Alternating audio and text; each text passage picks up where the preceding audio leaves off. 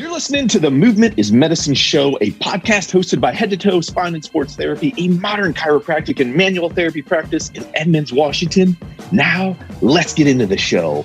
Welcome, friends, to another great episode of the show. Today, we have a killer guest here who's absolutely an incredible badass, and we can't wait to talk. And I'm not talking about Dr. Tim, who's also an incredible badass and who's on the show. I am talking about Cody Looney from CrossFit Advantage. Welcome, sir. How are you? I'm great, Barry. Thanks, man. I appreciate you guys having me on today. I'm really excited for this, and it's going to be awesome. Yeah, man, absolutely. We're excited to hear from you, kind of learn a little bit more about you and what you got going on. You've built quite a juggernaut of a gym up there at CrossFit Advantage. You guys have such a killer reputation as being an incredible gym, and you as an incredible gym owner, an incredible leader, and just a big player in the CrossFit community. So we're just pumped that you were able to get some time and spend some time with us today. And love to hear kind of, tell us about you, man. What's your story? So tell us about CrossFit Advantage and kind of give us the rundown. Yeah, you got it. So first of all, thanks for that. I appreciate it. CrossFit Advantage, we've been around for a long time. Like, we started the gym as CrossFit Advantage in 2008. And just a little bit about my backstory. I grew up, back in the day where it's kind of easier and cheaper to put your kids into a sport every season than it was to get a babysitter. And so kind of grew up doing a little bit of everything, wasn't great at anything, but got pretty good at a bunch of stuff and didn't really appreciate that much until I got a little bit older.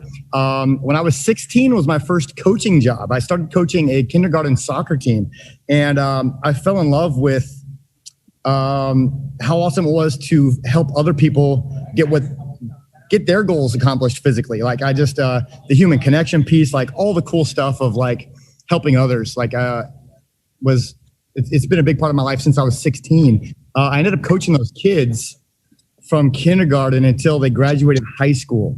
Some of them had dropped off and changed sports, but by the time they were seniors, I was coaching them in basketball. And we went to the state tournament with a handful of them. And now those kids are like 30 years old, and some of them have come on to coach with us here. Two of them have, started their own gyms, and like, it's pretty amazing. So that's kind of where I got started coaching. I went through high school, and I loved sports. I was, playing a handful of sports still, and thought I was going to be a teacher. I wanted to teach school. I had a lot of educators in my family. My mom, my grandmother, my grandfather they're all very incredible educators. And so I was going to teach. I wanted to teach and coach. And then I was going to school, going to college afterwards, and kind of like floundering at that point, trying to find my direction. And that's when September 11th happened, and got kind of like just felt the need to step up and kind of serve in that way. I didn't really have a firm direction at the time. And I do have quite a bit of military in my family. I always looked up to them and their service. And not that like fighting and guns and war is cool, but like, hey, our country says we need some guys and girls to come help. Do you want to be one of those guys and girls? And I just kind of felt like I wanted to step up and be part of that.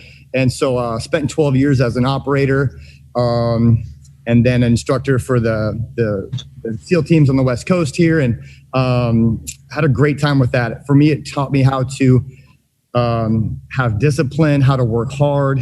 And as an adult, not just my parents had told me or my teachers had told me, but for my own benefit, working hard is going to get me what I want out of life. And that was a really good lesson. After my first deployments in 2004, I had like 6 weeks off, and I just don't like sitting around and doing nothing. So I actually applied to 24 Hour Fitness to be a personal trainer for a short period of time.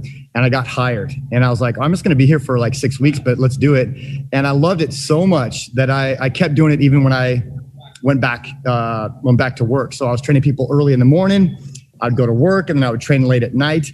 And I was just obsessed with the idea that fitness, moving the body, working hard, can not only get me what I want out of life physically, but it's a really great metaphor for taking on big things in other realms of life. And I just was obsessed with that. And so was a personal trainer there for like a year and a half, met some really good friends, and we ended up starting a personal training studio together, which is actually where CrossFit Advantage had started. We ran that personal training studio for about 2 years or so.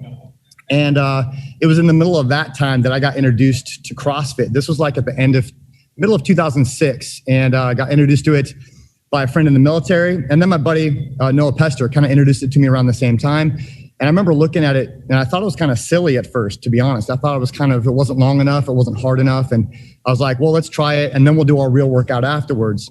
And then I started the workout, and a couple minutes in, I was like kind of bored. And then I ended up not finishing it. It was Cindy. If you guys know the workout, Cindy, it's 20 minutes, 10 push-ups, 15 squats. How simple, how boring, how tough can that be? And I didn't finish it. And so I was just like, as an operator, with a lot of ego and pride, maybe I couldn't understand why I wasn't able to finish this. And then I went on CrossFit.com, and all these people had not only finished it, but destroyed my score. And then I'm scrolling up and down, and I'm seeing these pictures of these kids doing their version of the workout with their backpacks. And then I'm seeing grandparents like high-fiving. So the athlete side of me was obsessed with the potential for being so much better than I was. And then the trainer side of me was like, what is this thing that can ruin me and my friends, has these kids moving with a purpose, and it has grandparents moving? Because at the time, grandparents weren't doing fitness, right? They would walk the mall in the mornings, but that was about it. So I couldn't understand that, back in the day. And so then I got my level 1 in 2007. We broke up the training studio, and I was like, I'll take over the lease. Let's roll. And that's how we started the gym. And the first wave of, athletes I had was my one-on-one personal training clients. I was like, hey, we've been doing CrossFit. Now we're a CrossFit gym. And then those kids that I had coached and their families, I was like, come to the gym. Now we have somewhere we can train together.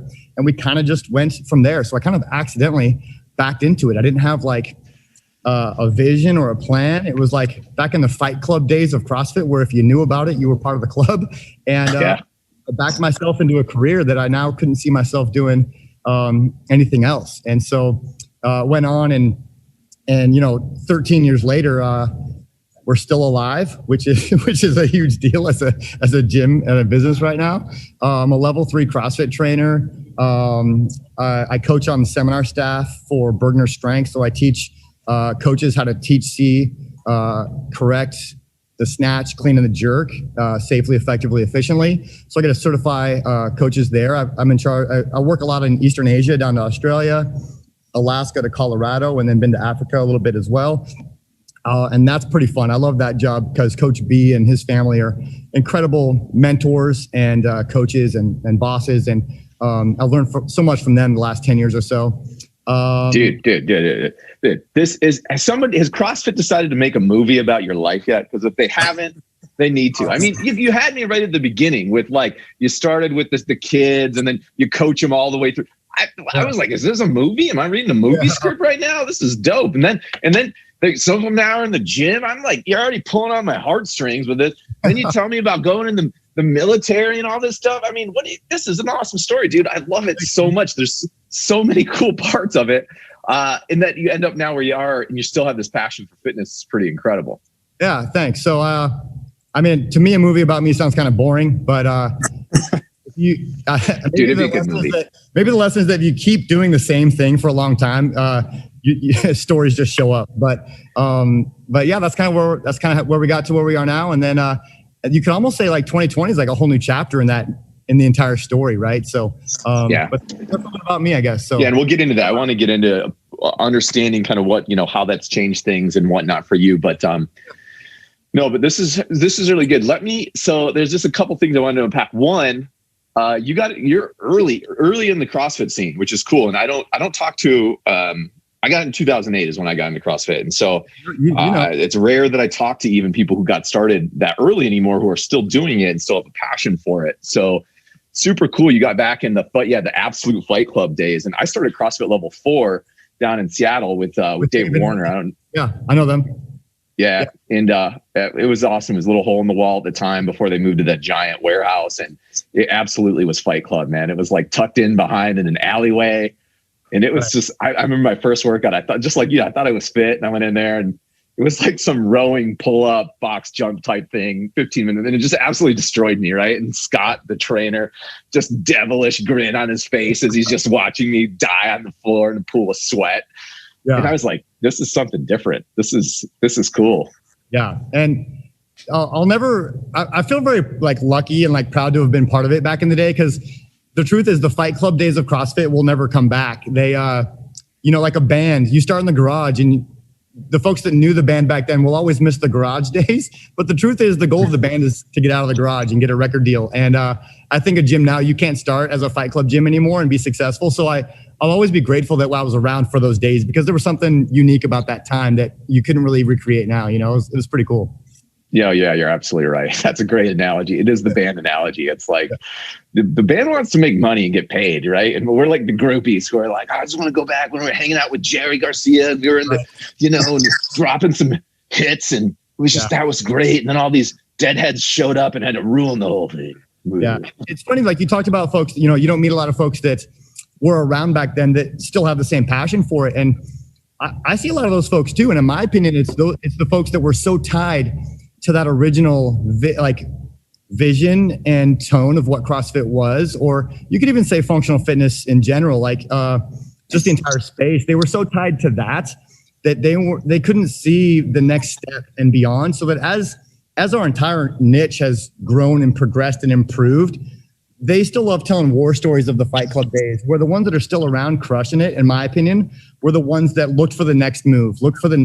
How can we get better? How can we professionalize this? How can we open up our net of who we can service and who we can help versus just the Fight Club niche, And so I agree with you. I see a lot of people that have come in, been passionate about it, and then as it evolved, wasn't for them. And they'd even maybe talk negatively about it. And in my opinion, that's an unfair stance, because they weren't willing to evolve and move forward with CrossFit, with functional fitness, as we've continued to improve and really change the fitness landscape, in my opinion. When I think of a gym right now, I don't think of a 24-hour fitness or a Gold's Gym. I think of us service-based gyms, like a personal training studio, a CrossFit studio, a sports performance studio. And my passion is I wanted to see those gyms be successful. Whether you're a CrossFit affiliate or not, if you're service-based, if you're relationship-based, I want you to succeed, and I want you to come out of this thing. And I think that gyms like ours that have that vision are going to be the ones that kind of come out of this, not only the 2020 challenges, but just I think we're going to reshape the fitness industry in a really positive way, even more so than we have already. And that's something that I definitely want to be a part of as an owner, as a trainer. And I'm excited about the future, to be honest with you. Yeah, no, I think that's right. And just coming from my point of view, just hearing you guys talk about some of the stuff back in the day, it's even for myself, I only started CrossFit about 5 years ago, and just, kind of immediately fell in love with it. I think that competitive side of it for myself, and just kind of competing against yourself, and also just the camaraderie with everybody else in the gym, and just the positivity that you feel in the gym just really appealed to me. But it's kind of cool hearing about back in the day, how things were different. And I remember when I first heard about CrossFit, it was back in undergrad. And that was 2011, 2012 or something like that. And I just remember, I think, in general, the perception of CrossFit has changed a lot. At least, I know it has for myself, because when I first heard about it back then, I don't get me wrong, I used to bash on it a little bit, because I was just what are these people doing? Come on, this can't be right. It's just small workouts. What are they doing lifting the way that they are? And it's just and I was coming from a kinesiology background. That's what I did my undergraduate in. So from a sports science background, sports med background, I was just I don't know. And then, but it's really one of those things where it's if you have great gyms, like yourself and some of the other gyms in the area that have good coaches, great coaching, it really just makes a huge difference. And I know some people still knock on CrossFit a little bit, but I wish some of those people could see the way that some of these gyms are run, and the fact that you can have great coaching, you can have great programming, and you can have scaling options available for everybody, where it doesn't matter if you're younger, or if you're competitive, or if you're older, right? You have options to be able to scale and apply these workouts to yourself to have a great benefit, not only physically, but mentally as well. And that's something that I've definitely seen from a lot of people that do CrossFit. So, it's definitely great that I've seen it get a lot more traction, even in the years that I've been doing it, and how much it's continuing to kind of expand and, continuing to evolve. And I think that was a great point, Cody, that you made, that it's going to continue to evolve. And I think you just need to be ready for that. So yeah, that's really cool, Tim. I love hearing that personally. Just to maybe back up a quick second, and then kind of come back to it. But I love and appreciate you guys and what you guys do so much, chiros, physical therapists, that world. There's such a relationship that I think, in my opinion, good trainers, good coaches have with services like yourself that didn't exist much beforehand.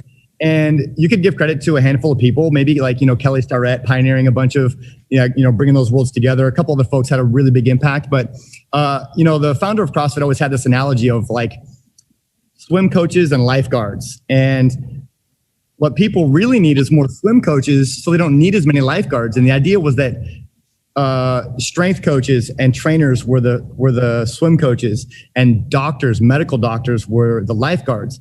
And what I never really saw him address directly, but I think it's very present in our work, in our space right now, is I think you guys in your role bridges the gap between the two. You have a foot kind of in both buckets, and it's so much fun. I think a really good trainer, I know my lane, and I kind of know like the peripheral where it overlaps with someone like yourself. And the same thing with great chiros and great PTs. Like, you really know your lane, but you know the carryover to the training world. You know the carryover to the medical world. And it's not just, hey, we work out until we're sick and then we go to the doctor. Like, if we're always doing some chiro work, we minimize this and we're optimizing this. And I just love that so much. So I have so much respect for what you guys do. I love that we have kind of a different role in the same mission. And it's just a blast. Yeah, no, it's 100% true. And I mean, there definitely is a lot of overlap there. And I think that's why it's so great to have these relationships, is because, it's like you can help people out in the gym in a different way, like, like for yourself, like coaching and making sure they're doing stuff correctly. And in my opinion, like what we do, a lot of like what I like to think about in terms of chiropractic, PT and all that is like preventative type medicine, right? Like conservative preventative type medicine, which in the same way, working out is the same thing. It's this because you're preparing your body for anything else that you're going to do. You're keeping your body healthy. Along the way, are there going to be some bumps in the road? Or are you going to have some things that might happen to your body? You need a little tune up here or there. You might have an injury here or there because something goes wrong. Yeah, absolutely. And that's where those two worlds kind of collide a little bit. And I think that's why it becomes just such a great relationship there and why they can work together. And that's the biggest thing that I kind of see is like them both being preventative. People are being healthy. They're getting their body moving. And hey, you might need a little tune up here or there. You might need like an injury taken care of. And that's why we're here as well. So it's really cool to kind of see them working together that way. Yeah, agreed. I've always liked the analogy of like, we're like a race car team. You can look at the individual, they're the car, and you need a driver, you need a mechanic, you need a crew chief. And like, don't always rely on the driver for everything. Don't rely, whatever the roles is. I love a good mentor. And like, that's one of my favorites is like, we can work together and like do some really cool stuff together. So like, it's pretty fun.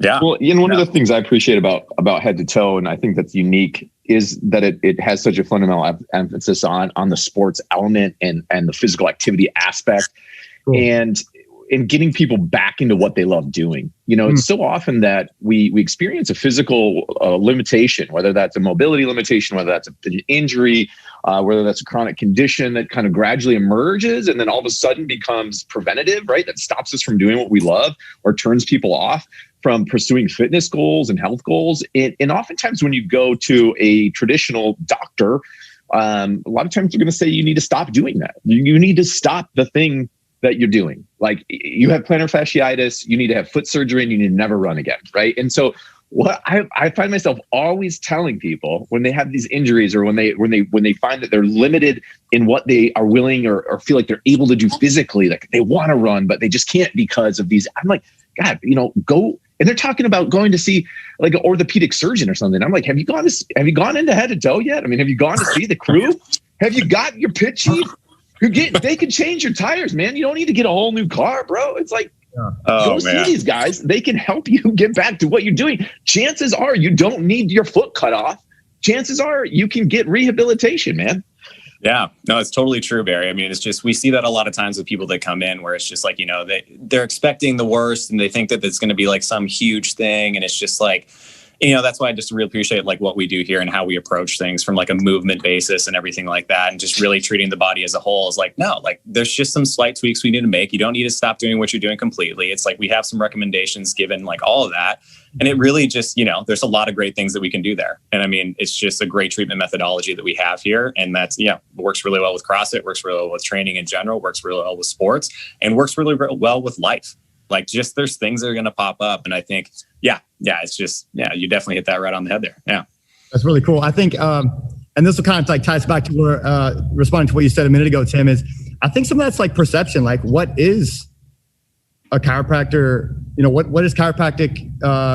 What is a chiropractor service going to do for me? Like, I think there's a misconception and a misunderstanding of what you guys even do. So they don't even know how you can assist. And like, you came back to where, people would bash on CrossFit. And I think similarly, like chiropractic is a very diverse skill set and service. CrossFit's pretty diverse. We have kids training functionally in a way that no one's ever had that. We have the CrossFit Games, literally the fittest people to ever exist. We have the regular person, the military, law enforcement, firefighter community. You've got masters and older people training functionally in a way that they never have. So depending on what facet you get exposed to, you never see the whole picture at once. And so there's even people inside CrossFit that bash pieces or they don't quite understand pieces of it. And I get that. So from the outside, it'd be hard to not see one thing and say, oh, CrossFit's for kids, or it's all about the game. So I think, just those misconceptions of not understanding what the thing is, of course, you're going to kind of bash it or not like it. And I think I see, at least from my perspective on your end, I see that misconception getting better or going away. People don't see chiropractors as, oh, I go to you when I'm hurt. But what if I did what if I worked with you guys to not get hurt? And I think that's a huge deal. I think that's super cool. Yeah, definitely. There's a lot of misconceptions about chiropractic still. And there's a lot of people that think, it's like, oh, you go in there, just get your back adjusted and then that's it. And it's just like, it's so much more than that. It can be so much more than that. That's one of the goals that I had getting into the profession in general, is to like really change the perception that people have of chiropractic. And I think that Head to Toe is a great place where we're doing exactly that. We have a lot of people that come in here that just have certain perceptions about what chiropractic is. And then we can just really take that and show them what chiropractic can be. And I think it's just a great distinction there. And we're really just helping people, just helping them move better, helping them live better, and just like whatever activity they want to do. And it's like, whether it's an injury preventative, whatever it is, we're just here to help them as best as we can. So yeah, that's all. Yeah. Now, Cody, you mentioned 2020 and obviously 2020 has been a wild ride. It's been a terrible year. I mean, for the most part, I think it's been pretty horrific. There are some good things that came out of it. Before the show started rolling, we were doing a little warm up. We were talking about Mandalorian. And that's one of the great highlights of 2020. Mandalorian's very good. Very, very good. Top three things 2020 is definitely Mandalorian. For sure. Now, but there's all kinds of crazy stuff. I mean, and if we're talking just like big CrossFit for a second, rough year for CrossFit, big change. Yeah. What's happened? Maybe a rough year, but maybe the best year we've ever had, because sometimes you need a shakeup or an obstacle that you weren't looking for growth. Like sometimes you don't know what you need to change until you're kind of forced into a corner like that. So in my opinion, it was a really devastating week or two. And not to get too much in the details, but there was some stuff that led to the change of the ownership of CrossFit as a corporation. And I think big picture, I think in 5 years, to be honest, whether current CrossFit gyms decide to stay affiliated or not, whatever their choices are going to be, I think in 5 years, CrossFit as a brand, as a company, as a training methodology, as a training service is going to be so much better than it ever has been because of these changes. So maybe it wasn't the obstacle that CrossFit was looking for, but it's a change that's going to lead to growth in a way that they wouldn't have had otherwise. And just to speak on the new owner a little bit, I don't know him well, but I did coach him at a course about 4 years ago. His number 2 is one of my favorite friends. He and I talk about gym stuff about, pretty much weekly, especially this year, helping each other through some obstacles. And I was pretty out, to be honest. I was ready to drop my affiliation. We have a pretty strong brand. We're going to do our thing. We're going to distance ourselves as far away from the word CrossFit as we can. And when we saw him announced as the new owner, I was blown away. I was like, I don't want to make any like rash decisions, but like emotionally, mentally, I was like, I'm pretty in. Like I'll follow that guy. I want to be part of that team. And so as far as like our gym, like we still want to kind of wait a few months to see some changes, but like pretty optimistic to that there can be some great things on that end. But definitely not easy to navigate and to try to communicate with our community of, hey, this guy said some things that were pretty terrible. He did some things that we don't agree with. Then you have to educate them like, hey, we're not a CrossFit business. We're an affiliate. Like I'm the CEO of us. I didn't say these. Like it was really kind of a challenge. Like you hate to even have to have that conversation. Like, hey, I know he said that. That's not us. It never has been. So I didn't like that we were put in a position where we had to even say those things. But I guess it was an opportunity to really describe and say who we are in a way that we wouldn't have otherwise. Because sometimes like we talk about our values and our mission and all that kind of stuff. But to really get to put your money where your mouth is and really say and show who you are, we got to really show our true colors. So I guess I'm grateful for that opportunity. Man, I love what you're bringing up. Phenomenal. There's a phenomenal book out there that kind of illuminates this Spartan philosophy, because really what you're talking about is this very, very Spartan-esque notion that the obstacle is the way, right? And that's the name of the book. The Obstacle is the Way. Super great book, really great read. Brings the Spartan stuff to life, and it is the truth, right? If the truth is, I'm on another podcast that I host for Industrious. I'm sure you know Industrious and Steve-O and those guys, and we're always talking about that growth isn't fun or easy, right? Like it's like that Ron Coleman quote, like everybody wants to be strong or look good or be big, but nobody wants to lift the heavy ass weight, right? It's like, you don't get to good things like by accident or like easily. Growth is hard and painful, and it often sucks. It sucks oftentimes, right? And it's like, but that obstacle, that is the way forward. So I really think, and that's not Pollyanna either. Some people are like, oh, that's kind of that's woo-woo. Right. That's not woo-woo at all. It's just practical life. I mean, the obstacles in life is how we get better. They help us grow, or sometimes they crush us. But even then, the opportunity is there to grow. I agree. Yeah. No. There's actually like a good friend of mine. He's a team leader at Microsoft, but he sent me, we've been talking a lot since, this year, especially. And he sent me a message of, in Chinese language, the word danger actually has two translations. The word obstacle has two translations and two separate symbols. One would be translated as the word danger, and one translated as the word opportunity. So obstacles are dangerous, but they provide opportunity. And so looking at both edges of that coin is like really important. And I think the successful people in life, the ones that really accomplish big, great things, are ones that are always looking for obstacles. They're steering into obstacles to find that growth. I think one unique thing about this year is that we were thrown giant obstacles in front of us that we weren't looking for. And it was a great opportunity to find out, how do you react when you're not in charge of the obstacles? When they are dumped on you, who are you? How are you going to react as a trainer, as a person, like whatever your role is in life? And again, terrifying, but what an opportunity for growth, to level up, to be better than the person you were a year ago. And it's not easy. It's not comfortable. But I think in a year or two, I think we'll be grateful for a chance to rise to that occasion. There'll be something cool that comes from this. Hard to say what it is, but it's going to be great, I think, right? Right. Yeah, exactly. We don't have that crystal ball. We don't have the Lord of the Rings Palantir to give us the future vision, but we know that something good hopefully is coming down the pipe. Right. Better be, God damn it. Yeah. But I want to circle back to something you brought up earlier in the show, and you were talking about the rise of the service-based gym. And I absolutely agree with you on this. I think that, I just give myself, like, I've outfitted the gym. We probably dropped like $8,000 over the course of this year on outfitting this gym. We got the sexy Peloton tread out there, just so sexy, the big screen. It's like a Lamborghini, and all the stuff. Got the rack and the rigs and you're trying to I'm always calling PR Lifting, trying to, oh, sweet, they got 75. I'm going to be there in 15 minutes. Don't sell them to anybody else, like scrounging for workout equipment. But now it's like, I have this gym and it's awesome, garage gym. And also funny, ironic return to the garage gym roots in some ways of a CrossFit enthusiast. But why would I go to a gym now? The only reason I would go is to have the experience at an Advantage, a CrossFit Advantage, or like an Industrious experience. Is literally the only reason I would even go to a gym anymore. Right. Yeah. It's for that, like the programming, but also for that camaraderie, that connection, that extra drive. I would never go to a regular gym again. Yeah. Nothing against them. I'm sure that they service. I'm sure that people love them and they get fitter from them, but I'm okay if they all go away forever, because I know that what trained professionals can do for individuals is light years ahead of what an access type gym can provide. I try not to bash on any type of, fitness. Exactly.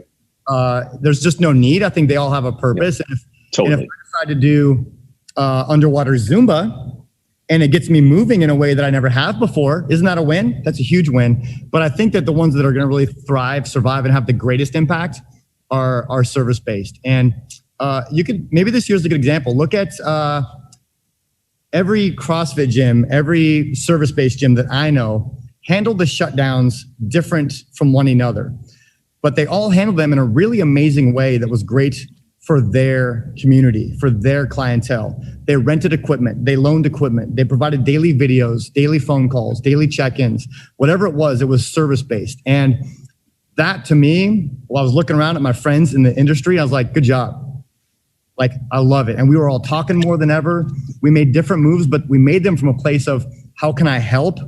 Not from a place of I'm afraid of my own business.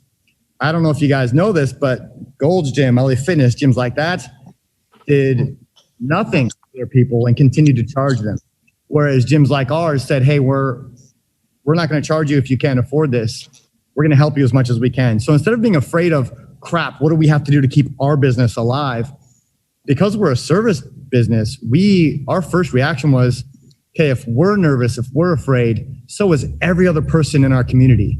So now how can we help you? You can't come here to see us anymore. How do we go to you? How do we go to your home, to your garage, to your living room so that you can be healthy, happy, fit, the things that you want during this time? And so however gyms handled it, if they came from how can we help you, they came out the other end in a really amazing way. And I love seeing that. I love seeing the different styles and approaches, but all the good ones, all the successful ones, all the ones that have been thriving since the first shutdown had a similar approach of we're not going to act out of fear for ourselves and for our own business, even though it's terrifying.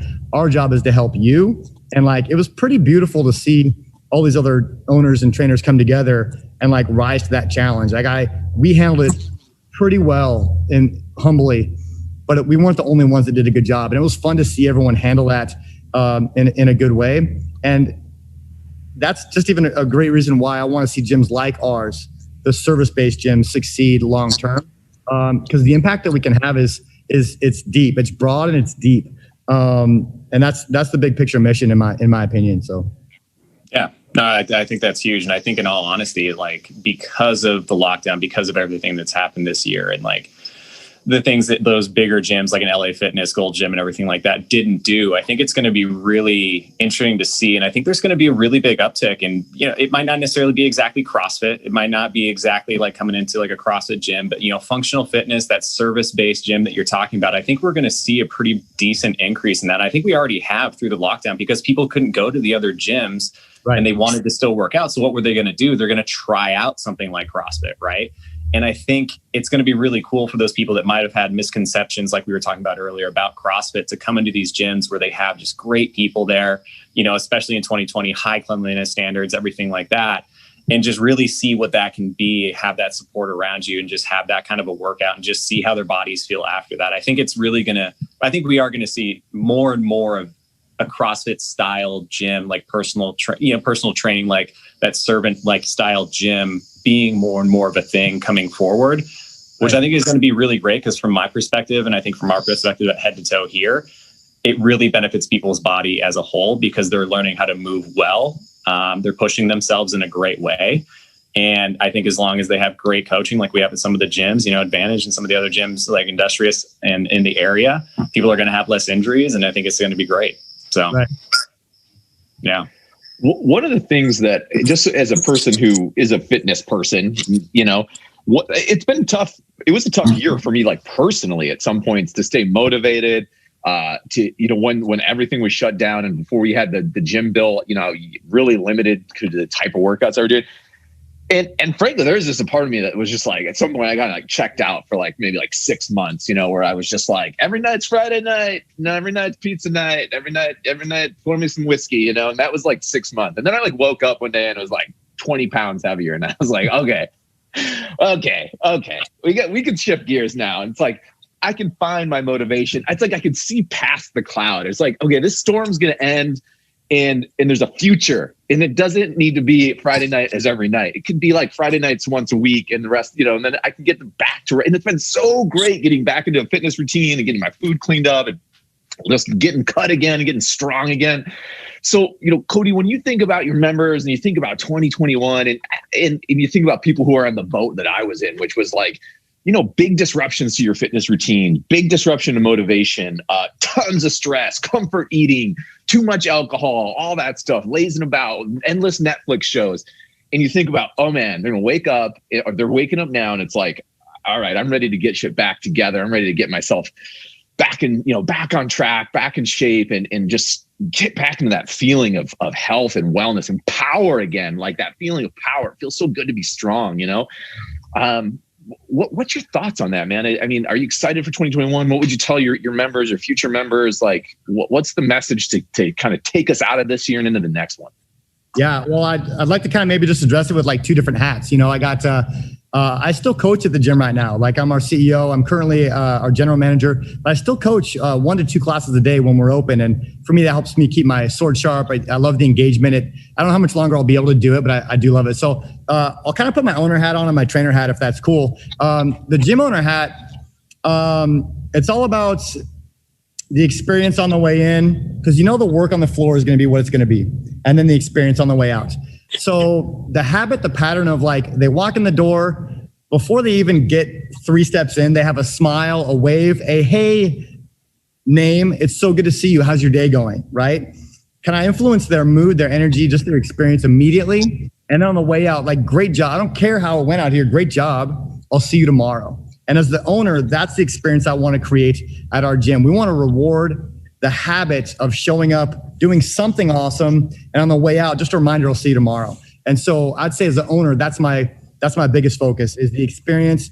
Can I get you to show up tomorrow? And that's important to us. So everything that we do right now, even on the digital classes or the workout at home, hey, you guys coming at 3, don't forget the workout today. I need you to show up. I'm going to reward the action of coming, and I'm going to celebrate your efforts no matter what happened. And to me right now, that's more important than maybe the numbers or that kind of stuff. So that's kind of my owner hat. Can the experience and the atmosphere be a place where no matter how serious or unserious you're taking your goals, no matter how far you have or haven't been derailed this year, I want to celebrate and be excited that you came in.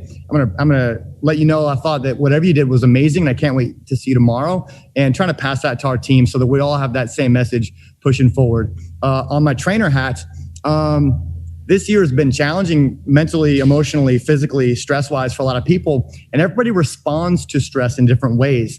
I think we've all seen the memes of like, my plan was to come out of this with 2 new languages and like a new body, and the truth is, all I've learned is a new banana bread recipe that I made every night. And so you have to let people kind of like naturally find what's their response. Is leveling up who you are, is doing less more going to be comfortable for you. Like you have to like be understanding that we all are going to respond to things different ways. And I think one thing that's valuable as a trainer is recognize that if this person dropped down to here, motivation wise, discipline wise, habit wise, pattern wise, that's okay. If this person leveled up, that's okay too. We need to have a recalibration of our goals and our expectations of ourselves and for each other this year. And we're all at different places in that, in that path, if you will. I think our job as a trainer my job is to positively influence you and improve your quality of life.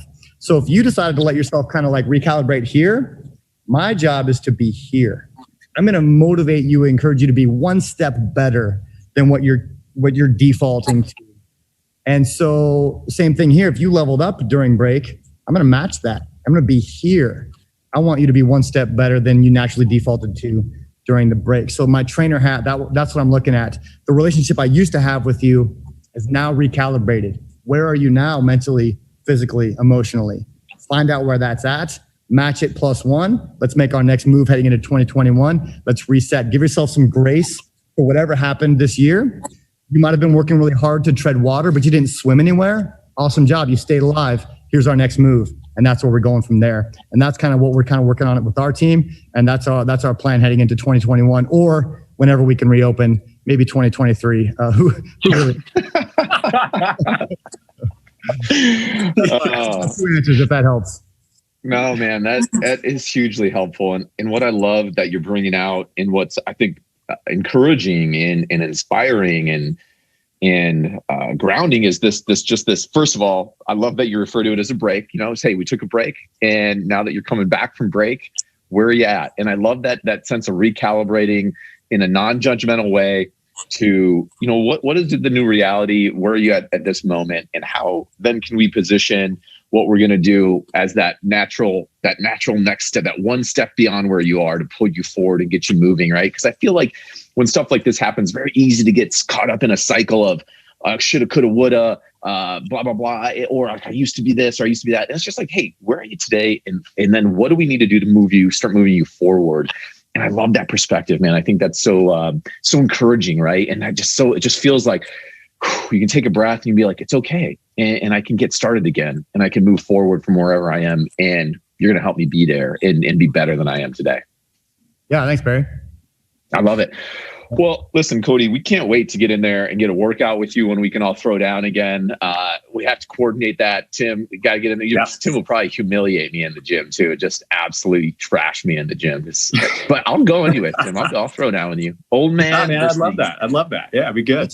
Let's just build a workout that has all your strengths in it, and then we'll be fine. Exactly. Oh, dude, we're going to do deadlifts and we're going to do dips. Yeah.